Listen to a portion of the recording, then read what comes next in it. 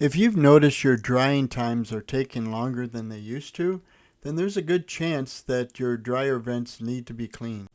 And your dryer vent may look like this if you've never cleaned it before. In this video, I'll share with you how to reduce the risk of fire and lower your energy costs by cleaning your dryer vent. I'll be using the LintEater dryer vent cleaning system. In my project, I'll be using the auger brush, 12 feet of rods, the vacuum adapter, and the lint brush. I start with cleaning the lint trap receptacle. Using the crevice tool on your vacuum out as much of the lint as you can. Now, using the lint brush that came with the kit, use it to knock loose any lint that you couldn't get with the vacuum.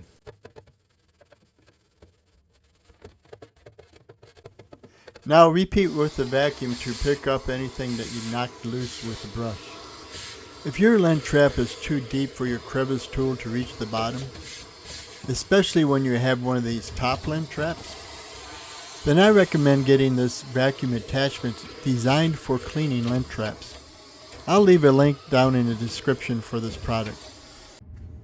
Now, to clear away any lint that was knocked loose and your vacuum couldn't reach, turn on your dryer for up to 30 seconds.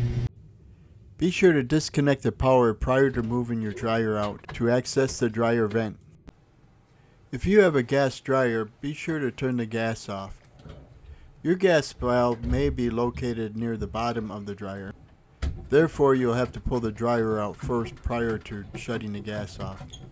If your dryer has a water connection, be sure to shut it off as well.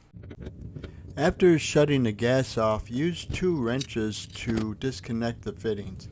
Using a strip of duct tape, I tape the gas line to the back of the dryer to keep it out of the way.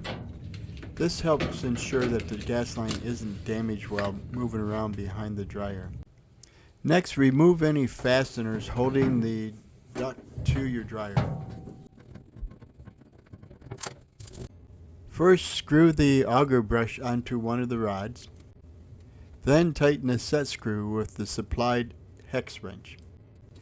Place the other end of the rod through the small hole on the vacuum adapter and pull it all the way through until it stops at the auger brush.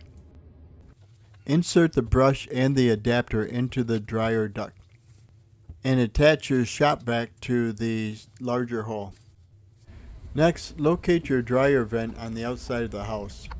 Using some duct tape, tape the flap in the open position. This is needed to allow the air to flow into your vacuum while you're cleaning the duct. Set your drill at about 50% of the clutch strength. You will connect and advance one rod at a time as you're cleaning the duct. Insert the end of the first rod into the chuck and tighten it. Here I have my lovely wife holding the adapter into position as I advance the brush into the duct. If you don't have an assistant, you can always tape the adapter to the duct itself. Now with the first rod length into the duct, you will detach it from the drill and attach a second rod. Screw the 2 ends together and using pliers, tighten them.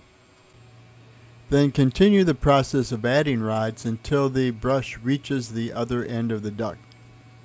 If you connected all 4 rods together reaching 12 feet and it hasn't reached the other end, then you have a couple of choices. One, you can finish on this end, then you can go outside and repeat the process from the other end. Or you can purchase the LintEater extension kit, which provides another 12 feet of rods. I'll provide a link to the LintEater extension kit below in the description. And here you can see the brush reaching the outside of the duct. Once it's reached the outer edge of the duct, keep the drill spinning in the clockwise direction and slowly walk back the whole rod length all the way until it comes out. Once you're done cleaning the vent, you now can put everything back together. If you have a gas line, reconnect the gas line and tighten it with 2 wrenches again. After reconnecting the gas line, I recommend testing for leaks with some soapy water.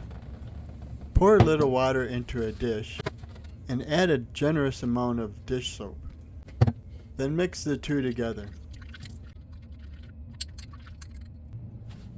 Now turn the gas valve back on and with a brush apply a generous amount of that soapy water.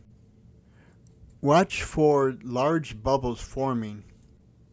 You can ignore the small static foam that's there from applying the soapy water.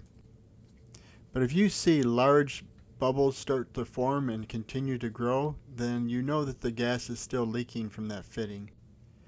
If you see the bubbles forming around the fitting itself, then tighten the fitting some more and see if it stops. But if you see bubbles forming and growing from the flexible hose, that's an indicator you'll need to replace the hose. Don't forget to remove the tape from your vent flap. Since it's only been a year since we last cleaned it, it doesn't look like there's that much lint that was taken out of the duct. But as you can see here, there is a fair amount that was sucked into the filter as well. I also recommend washing the screen from your lint trap. This is especially needed if you use dryer sheets. It starts to build up on the mesh in the screen, and that can start to restrict the flow of air through it. You should give it a good scrubbing of, say, once a year. Just take your favorite detergent and a good brush and give it a good scrubbing and rinse it off. Be sure you to dry it off prior to sticking it back into your dryer. This has been a DIY Saver production. Hey, if you like this video, please click the like button. And if you want to see more, hit subscribe too.